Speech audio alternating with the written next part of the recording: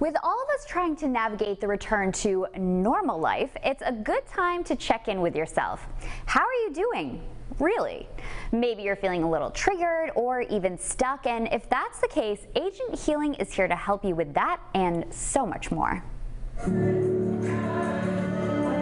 Whether you want to tackle bad habits, be a better communicator, or maybe even polish your sparkle, this mindfulness practice has a little something for everyone. I help people connect their brain to their body. So a lot of times we know something intellectually and we understand it, but if the body isn't online and ready to receive it, you won't make the change that you're looking for. You'll just keep moving through the same patterns over and over. Okay, sounds cool, but how exactly does it work? When people come to Agent Healing, I have themed classes. So again, on these kind of pain points, I like to say, in human life. So I'll have a class called Love You, which is about being relational, or Shadow, which is about the things that we avoid and we reject about ourselves.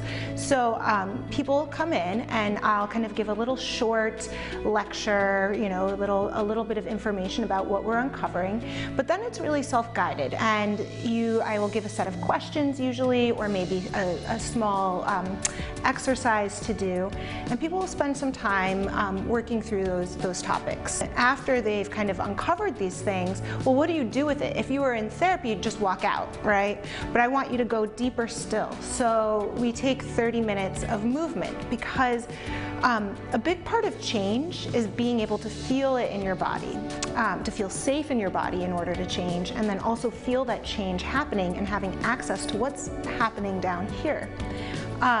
So we do movement, which is, I would say, dance/athletic training, right? And there's great music being played, and I give an intention for each movement. So we might do a push-up, and I'm saying, this push-up, I want you to feel yourself building your own foundation, feel your own strength. So I'm constantly trying to call that mind down into the body.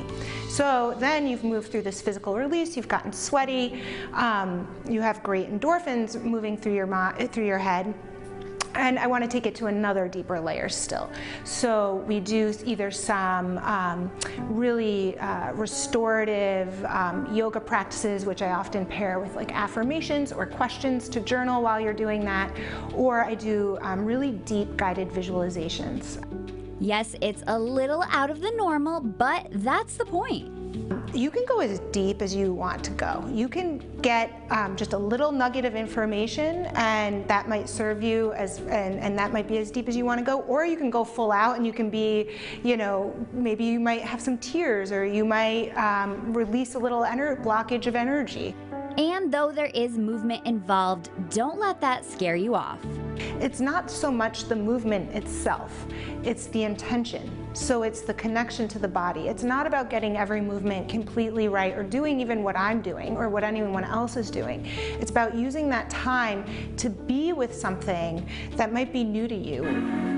Slowly roll up, open, unfurl. By going through some of these out-of-the-box exercises, you can start to understand what's holding you back. How do you communicate your feelings and needs? What are you feeling and needing, right? That sounds really simple. It's actually very complicated. How do you show up in conflict?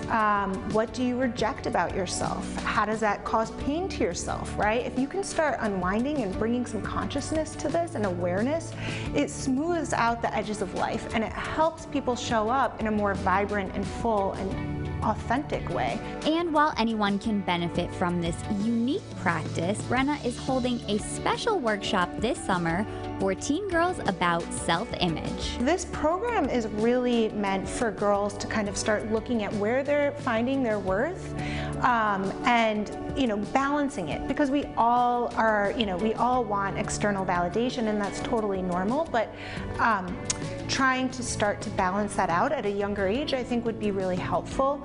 And it's helping, it will help with getting comfortable with your body. A big part of change or growth is actually feeling safe in your body. So what I really want is for girls to start to connect to what they're feeling emotionally, but also physically.